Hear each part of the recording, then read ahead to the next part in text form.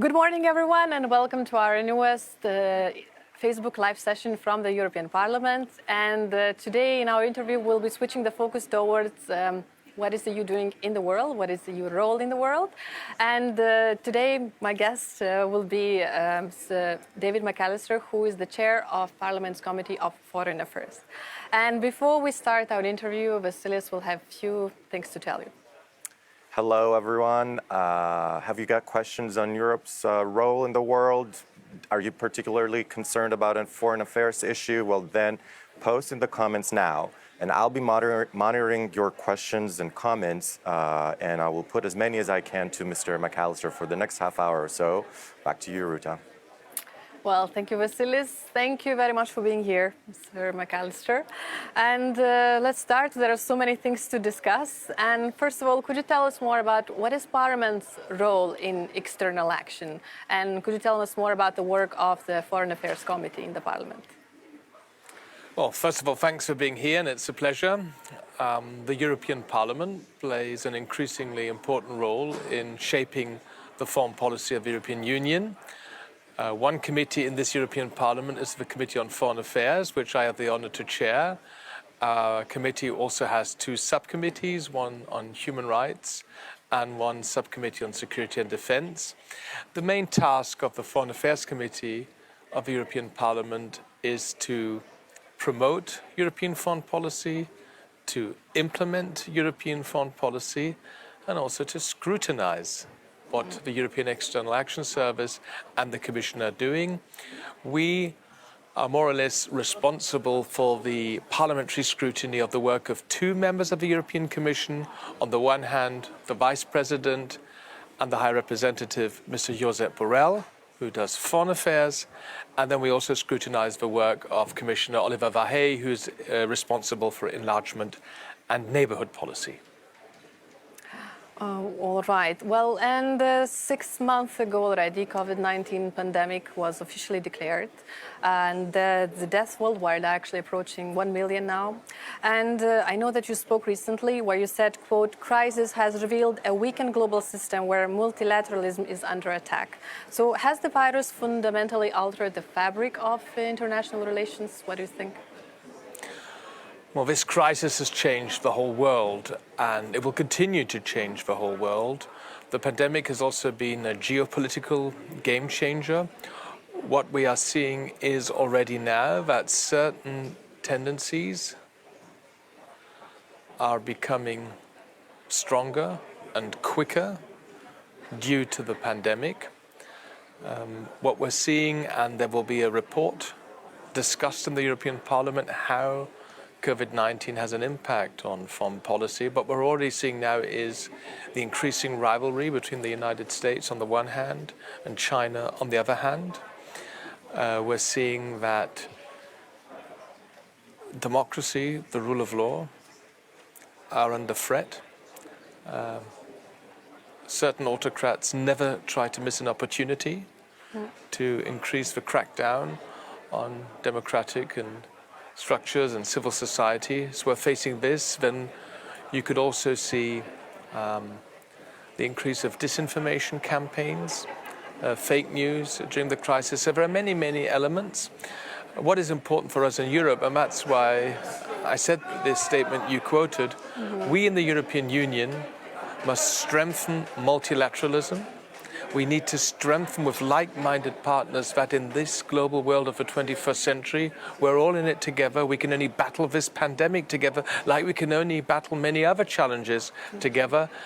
And that's important that also in the international law, the rule of law is key. So I strongly believe that the European Union should closely cooperate with like-minded partners like Canada, Japan, Australia, South Korea, India. These are all countries that are democracies and we share the same set of values. But of course, we also have to talk to other countries who are partners in certain points, but of course also rivals, especially when it comes to China or Russia. Well, talking about this instability, we recently got many comments, questions regarding the situation in Belarus after the previous presidential election last month. And yesterday, your committee hosted the opposition leaders, Svetlana Tikhanovskaya, and other opposition members. And so what is Parliament's stand on the situation, on the political situation in Belarus? Indeed, Belarus is very high on the agenda. Yesterday we had Svetlana Tikhanovskaya in the Foreign Affairs Committee of the European Parliament, accompanied by other opposition officials. The European Parliament, right from the beginning, has taken a firm position. We stand with the people in Belarus who are demonstrating in high numbers, showing enormous courage to fight for democracy, freedom, individual liberties and the rule of law. The European Parliament doesn't accept and doesn't recognize the outcome of the elections on the 9th of August. And for us, President Lukashenko will only be in office in a legitimate way until his term expires on the 5th of November. We need to show solidarity with the people in Belarus, but we also have to make very clear that this unacceptable violence and brutality of the state authorities against innocent people has to stop immediately. Those who are imprisoned for no reasons have to be released immediately. And the whole idea is to form a national dialogue between the representatives of the opposition and those who are still clinging onto their power to prepare new elections, but these new elections will have to be free, fair and match international standards and should be monitored by international independent organizations. So that's our general take on Belarus. 2 points I want to add. The first thing is the protests in Belarus are not geopolitically motivated. It is not about this country moving to the west or to the east.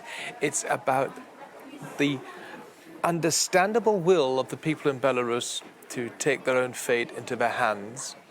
And the other thing is, and let me say that at this point I'm actually disappointed. I think that the targeted sanctions against individuals in Belarus who are responsible for the manipulation of the election results and the brutality against innocent people, these targeted sanctions are overdue. And it's unfortunate that once again on Monday the foreign affairs ministers of the EU couldn't agree on sanctions because one country, as you all know, at the moment is still blocking a decision. For reasons you can perhaps understand, but they are not linked together. You cannot compare the situation in Turkey with the situation in Belarus, but here we are in the moment. And for weeks now, the opposition in Belarus is rightly calling for us to show a signal of solidarity and also sanction these individuals in Belarus from the Lukashenko regime. Well, I'm sure we'll receive many more questions regarding the Belarus. As I said, it's a very interesting topic for our viewers as well. But let's move to Brexit now, because you are actually a chair of the parliamentary body that monitors the ongoing talks between the United Kingdom and the European Union. So could you give us a little bit of the insight of the state of these negotiations? Where are we at the moment? The UK left the European Union on the 1st of February. Until the end of the transition period, they will remain in the single market and the customs union. Unfortunately, the UK government was not ready to extend the transition period, so we're under enormous time pressure. If the UK wants to leave the single market and the customs union on the 1st of January, from a parliamentary point of view, we need a ready legal text by latest the 31st of October. So this gives us now 6 weeks to finalize the text. The negotiations are in a crucial phase. We have made progress on some of the issues, but there are 3 major stumbling blocks. The one is fisheries. The second is the level playing field. That means the fair competition standards. And the third point are questions of the overall governance structure, especially how to solve legal issues between the UK and the European Union. These are the 3 stumbling blocks. We have not made enough progress here. I'm concerned about this. In the last 2 weeks, of course, the negotiations which have entered this crucial phase anyhow, were put additionally under pressure by the UK Internal Market Bill, which the UK government presented. For us, and across party lines in the European Parliament, this UK Internal Market Bill breaches certain rules of the withdrawal agreement and the sensitive topics of the protocol on Ireland and Northern Ireland. And the European Parliament has made clear that as long as this UK Internal Market Bill isn't withdrawn, it will be difficult for us to agree on any kind of future agreement. So still a lot of work to do in a very short time. Yes, indeed. The ninth negotiating round will start on Monday, and Parliament stands fully behind Michel Barnier and his negotiating team. And I was just informed that probably also on Monday another meeting of the Joint Committee will take place, the Joint Committee which is responsible for the implementation of the withdrawal agreement. We still want an agreement. We still want to get this done, but the ball is definitely in the British court and the UK has to move on certain issues. Thank you. Well, it's time to have a look what is the conversation about on our Facebook page. So Vasilis, can you give us some questions, comments? Yes, Ruta. So many people are writing to us on different platforms. I see on Instagram, Olga saying, please do something about the bloody dictator Lukashenko in Belarus. And Lucas Pierre Porquet writes on LinkedIn, he says, we need stronger leadership at the EU level in order to lead nations on the right path. Lucas Pierre is also saying, how should the EU deal with Turkey as a bloc? We should show the world that we are one at last. Mr. McAllister, could you comment on Turkey and the tensions in the Eastern Mediterranean? Well, first of all, commenting on Mr. Lukashenko, let me just add that I support to put Mr. Lukashenko also on the list of those individuals in Belarus who should receive targeted sanctions from the European Union, because in the end it's Mr. Lukashenko who is responsible for the very, very bad situation in Belarus. Now on Turkey. Turkey is our neighbor. Turkey is an important trading partner, and Turkey is our NATO ally. However, in recent years we've seen a deterioration of our relations, which I find very unfortunate. I think that Turkey is a fantastic, fascinating country with great people, a great civil society, but the political leadership in moment, which is in power in Ankara, has changed the direction of the country, and we've seen a backsliding of Turkey when it comes to our European values like media freedom, freedom of speech, democratic rights. Very unfortunate. Now, what we've seen in the last few months is unacceptable behavior by Turkey. Our EU member states, Cyprus and Greece, have experienced continued violations of their airspace, but also of their territorial waters. And this is not acceptable. We stand in solidarity with our member states, Cyprus and Greece. We call on Turkey to immediately stop, and not only immediately, but for good, stop these illegal drilling activities in the territorial waters of other countries. And what we definitely need is a de-escalation of the situation. There was a serious threat of a real military confrontation between two countries in Europe, both in NATO, and that would have had a terrible impact. So we have to talk to each other. We need to urgently de-escalate. But we have to be very clear that certain Turkish activities are simply not acceptable for us. And here, Turkey and Greece must rely on the solidarity and the support of their EU member states, who are partners in this organization. Well, we see our viewers are really concerned about different foreign affairs matters. Do we have any more questions, Vasilis? Yes, I see many people commenting on PESCO, which is the defense cooperation, let's say, a mechanism that some of the member states have found to align their armed forces and to basically not buy the same equipment. So the question comes from Tom Spunkis, but I saw many people commenting on that. What is the state of PESCO? Many people are saying that we need an EU army. Why don't we have an EU army? And also, would you expect the Council, Mr. McAllister, to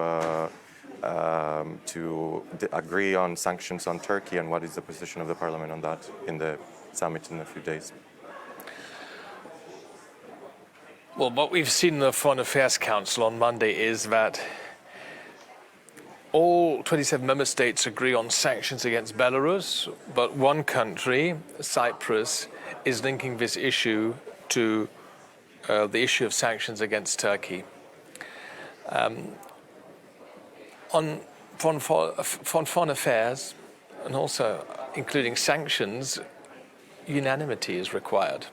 And what you're seeing now, once again, is that one country can block a decision-making process, even though actually in this case, all agree in general.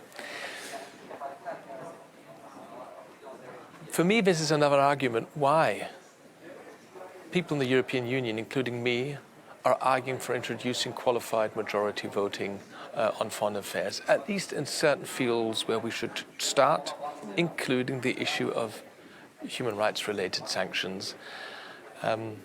But to move from unanimity to qualified majority voting, you need unanimity.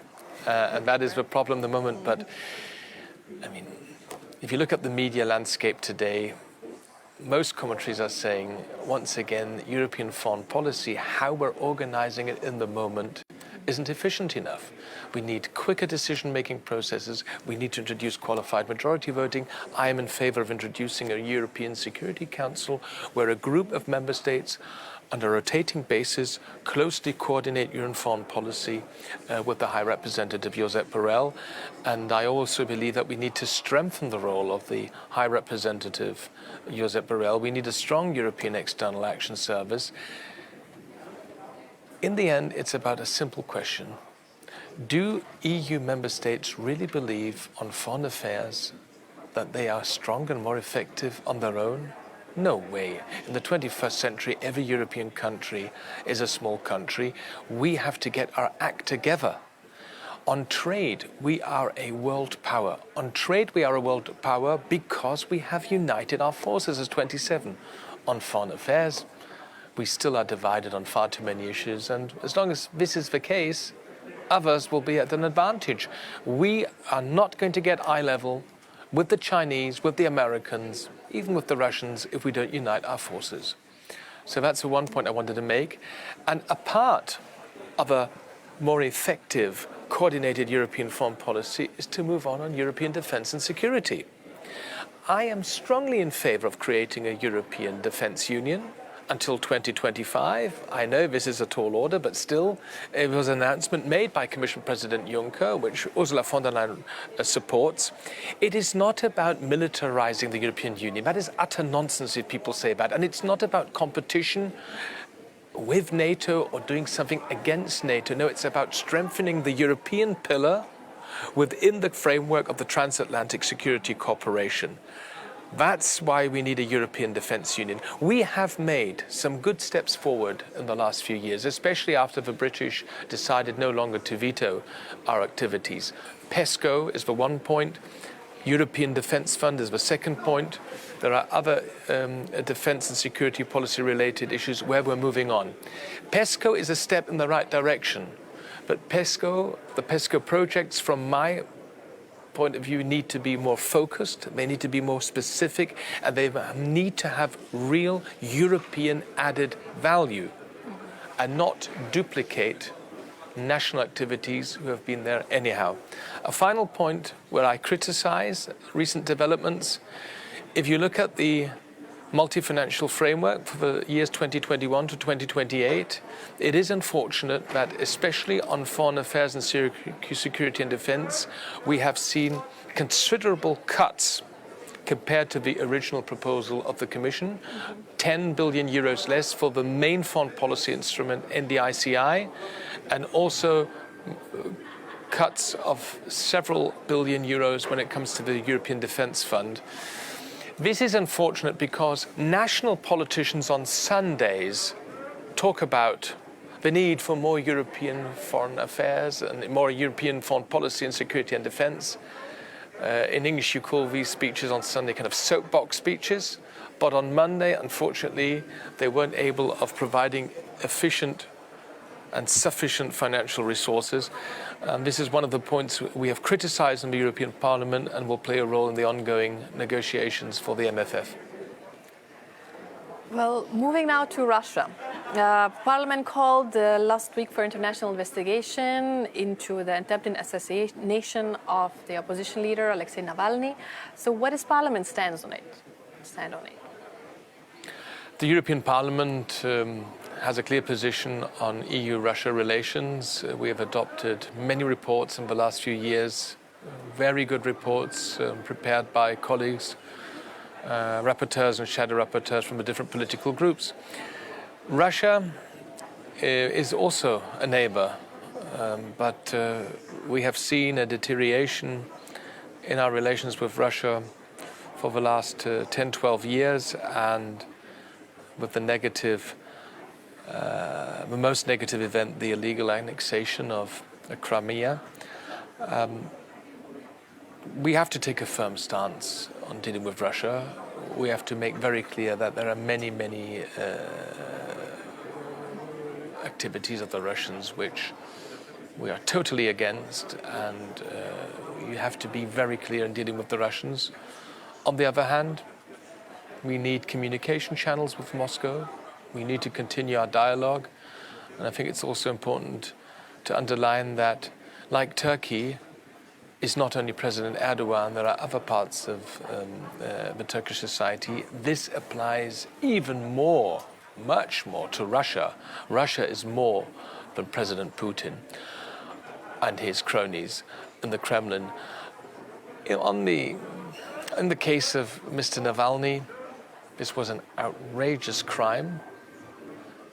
This indeed needs to be investigated internationally, and then those who are responsible for this will have to be taken to court and will have to be punished. Let's see if the Russian authorities are seriously willing to cooperate with international organizations and investigators. Well, then moving to the United States, we know that voters in the United States actually 6 weeks from today are going to go and vote. And as a former chair of the Parliament's delegation with the relations with the United States, do you think that America is still a partner Europe can rely on? Yes, the United States are, together with Canada, our most important partner outside Europe. I strongly believe in transatlantic relations. In good transatlantic relations, the United States are absolutely key for our security and defense in Europe. And the cooperation in the framework of NATO has been a huge success story in the last decades. Apart from that, the United States are our most important trading partner. And there's hardly any country in the world where we have so many political, social, economic links. Having said that, under President Trump, we have been at odds with the Americans on a number of issues. It's unfortunate that the current US administration doesn't share our views on multilateralism and strengthening the international global architecture. It's unfortunate that the United States left the Paris Climate Accord, or the obligations to follow this line. Also, we were at odds with the Americans when it comes to dealing with the mullahs in Iran.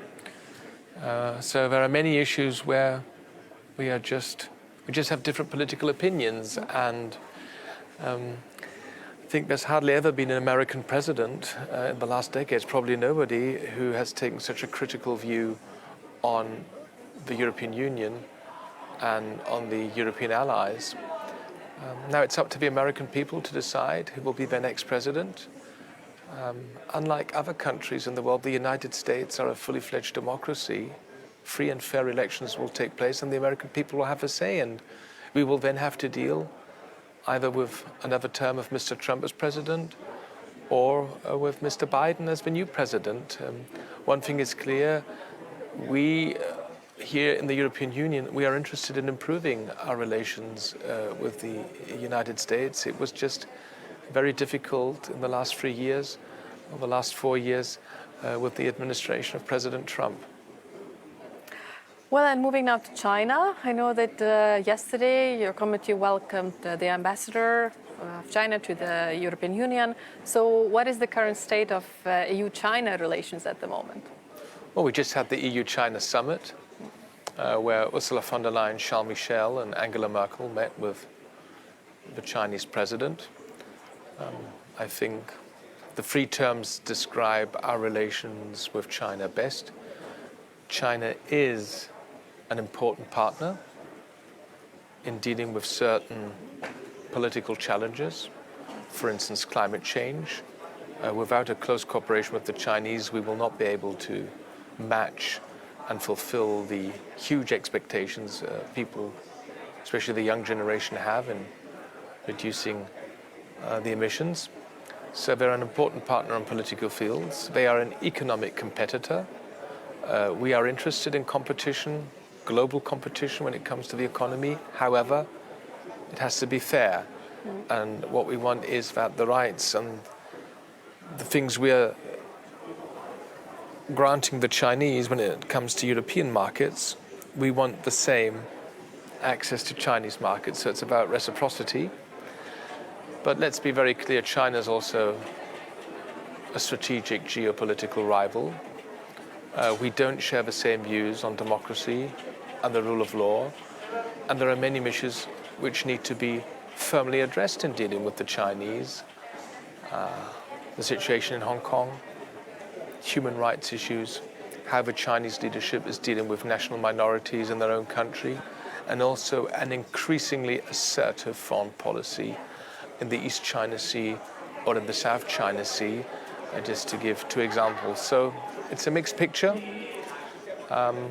and that's why I invited the Chinese ambassador to the Foreign Affairs Committee to, on the one hand, hear and listen to what the Chinese have to say, but on the other hand, that colleagues had the possibility and the opportunity to make very clear that there are many issues where we simply don't agree with what the communists in Beijing are up to. Well, Vasilis, it's time to check if there are any other questions that are coming in, comments as well. Yes, Ruta, there are many questions and comments, and thank you very much for that. We've had a lot of comments on the issue of migration, referring to the fire at the refugee camp on the Greek island of Lesbos. Katrine in Ireland asks, how will you solve Moria, which is the name of the refugee camp? Lava Girl on Instagram says, how are migrants sheltered in case of local disaster, with the example of Moria in mind? Ricardo Gomez saying, how about finally doing something for the refugees? More questions. Diogo Reza says, why there's too little action towards the refugees issue? While a follower on Facebook asks, how will you handle the asylum matters? Now, Mr. McAllister, I know this issue, the issue of migration and asylum, fall outside of the remit of your committee. But that said, would you be able to comment on that issue? Sure. Migration has been a challenge for the European Union now for a number of years. And this whole phenomenon will continue to challenge us for years, for decades, probably for the next century.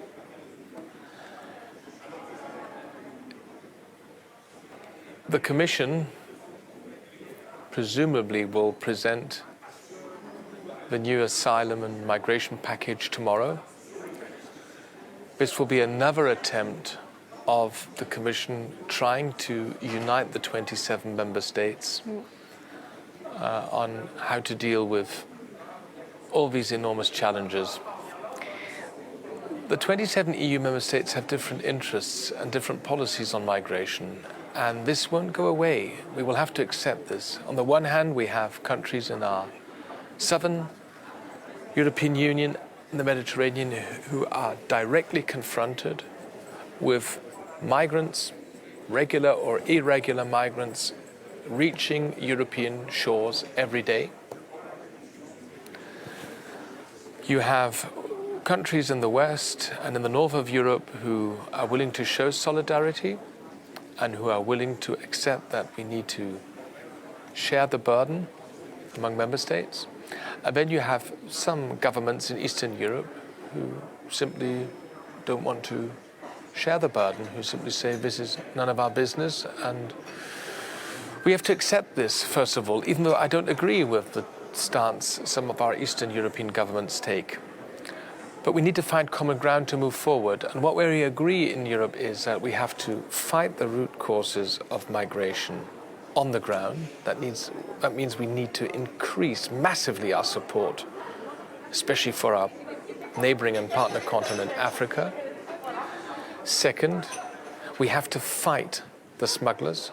We have to fight the human traffickers with everything we can. This includes stepping up European border protection. I'm strongly in favor of developing Frontex into a real European border guard and coast guard. And then those people who come to Europe need to be checked and go through legal proceedings in welcome camps in southern Europe, and these camps have to match certain conditions when it comes to the dignity of human beings, and what we were seeing in Moria just simply didn't match what we as Europeans understand how human beings should be treated with respect. And that's why Moria is more than just a camp. It was a symbol of a migration policy which simply isn't working. So people who come to Europe must go through these legal procedures. Those who are then recognized as asylum seekers and refugees should be distributed throughout the European Union, where all member states should share the burden.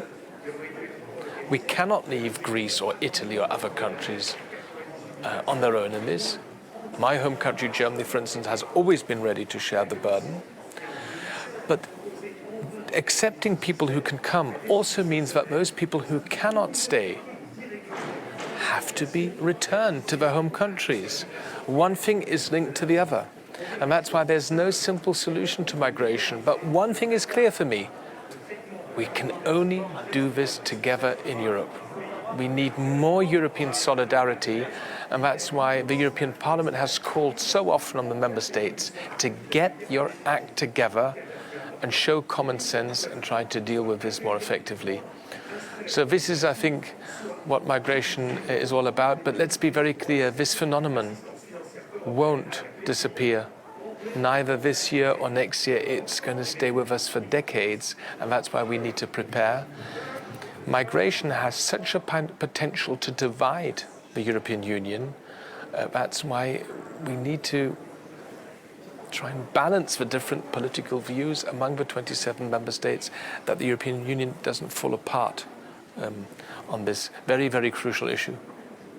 Well, then talking about the enlargement, earlier this year you cleared the way for accession talks, negotiations with Albania and North Macedonia. So what is Parliament's stand on this? What Parliament thinks about the enlargement policy? All 6 countries of the Western Balkans have a European perspective. All 6 Western Balkan countries should eventually join the European Union. If you look at a map of Europe, these 6 countries are surrounded by EU member states.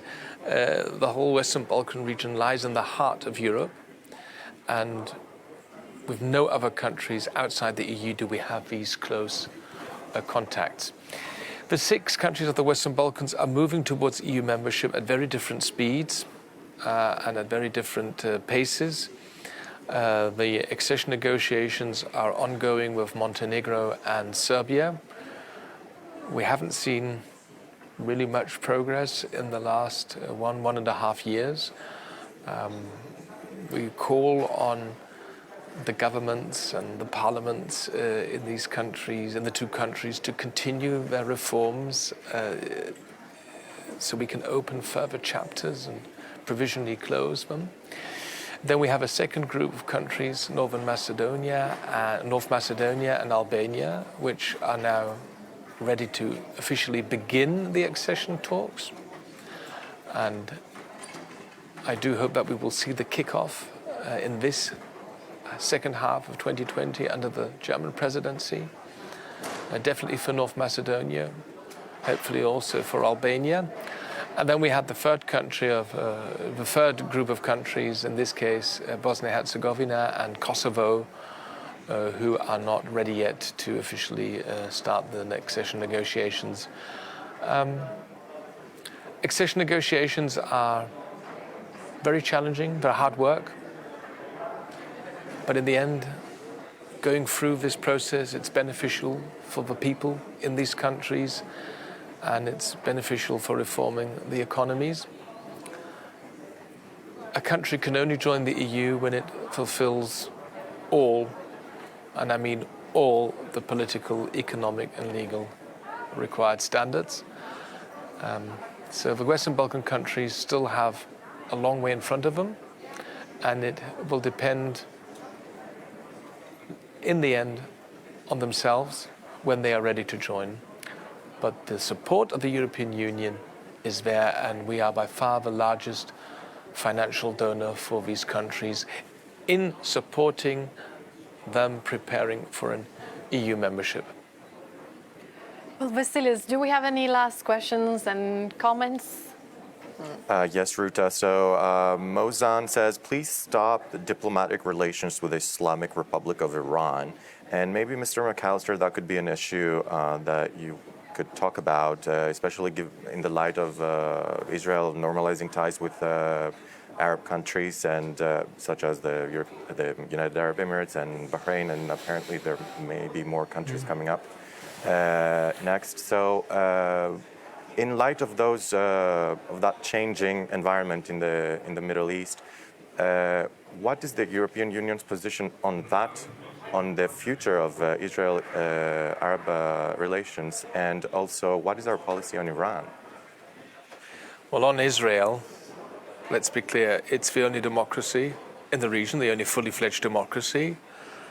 The EU and Israel have many shared interests. We share common values. And Israel, for me, is an important partner for the European Union. We don't agree with everything what's happening in Israel. We are actually at odds on some foreign policy issues. The European Union has always made clear we are in favor of the two-state solution with Jerusalem as the joint capital. And it's a long way to get there. And we made very clear to our Israeli partners and friends that an annexation of Palestinian territories would seriously breach international law and our relations. So it's ups and downs with Israel, but I have always good contacts to the governments in Israel and also to the Israeli embassy and the European Union. I welcome that Arab countries are normalizing their relations with Israel. I thought it was a positive news that Israel and the United Arab Emirates are now having normal diplomatic relations, and we will see if other Arab countries will follow. But this is up to both sides to agree, but I have nothing against this. I also I took note with interest that Israel has now recognized Kosovo, and Kosovo has now even announced to open an embassy in Israel. So things are developing. On Iran, Iran is another country which there are many points we disagree with, and we have to take a firm stance where we are not inclined with Iran. On the other hand, we need to talk to them, and we need to have communication channels. That's why we in the European Union defend the JCPOA as for us, the way forward to maintain stability in the whole region. And that's one of the points where we don't agree with our American friends. I have, at so many occasions, made very clear when it comes to Iran that for us it is unacceptable that Iran threatens the existence of an independent state of Israel. Totally unacceptable. This has to stop. We criticize the Iranian attempts to destabilize neighboring countries by supporting terrorist organizations and supporting terrorist activities.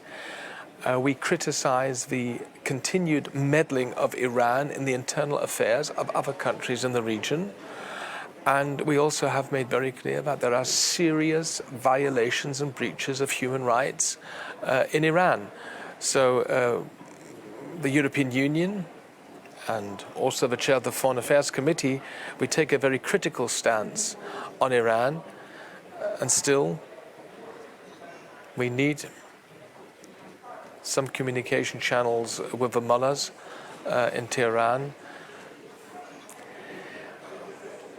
I'm noticing during this conversation how complicated the world is getting, and that we, in the West, liberal, open democracies based on the rule of law, in favor of an international global governance architecture, support of multilateralism, not all countries in the world share our views. And that's why it's so important that we unite our forces, and that's why I'm so much in favor of strengthening European foreign policy. It's a long, long way to go, and you'll always experience setbacks.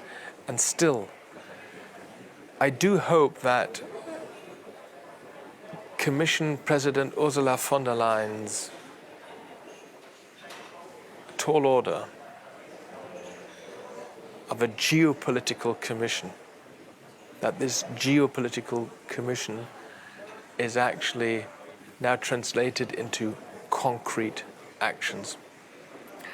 Well, it actually relates with the last remark I wanted to say, that in the State of the Union debate last week, President Ursula von der Leyen, she said Europe needs to take a clear positions and quick action on global affairs. And we know that deciding 27 member states, it's not easy. We have unanimity normally. So do you think it will ever be possible to actually remove unanimity to actually reach a decision on foreign affairs?